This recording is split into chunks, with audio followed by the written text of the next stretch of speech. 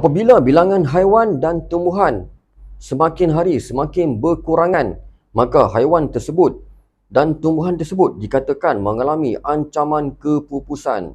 Tahukah kamu bahawa aktiviti manusia merupakan ancaman terbesar kepada haiwan dan tumbuhan?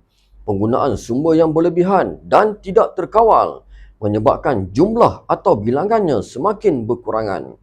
Faktor pertama yang menyebabkan kepupusan haiwan dan tumbuhan adalah pemusnahan habitat.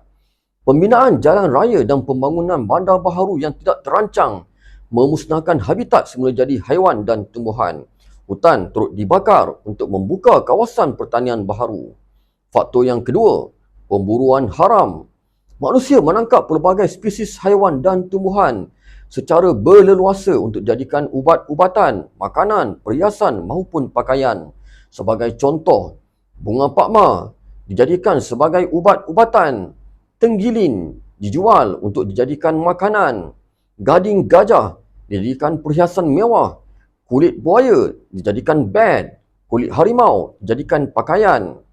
Faktor yang ketiga adalah pencemaran. Pembuangan sampah seperti sisa toksit menjerat haiwan dan menyebabkan banjir kilat. Tumpahan minyak dan sisa toksit membunuh haiwan dan tumbuhan di kawasan laut dan pantai. Faktor yang ketiga adalah bencana alam. Bencana alam seperti puting beliung, tanah runtuh, banjir dan gempa bumi turut memusnahkan habitat haiwan dan tumbuhan. Faktor yang kelima, pemanasan global. Pembebasan gas seperti karbon dioksida menghasilkan satu lapisan di atmosfera yang memerangkap haba dan menyebabkan peningkatan suhu bumi.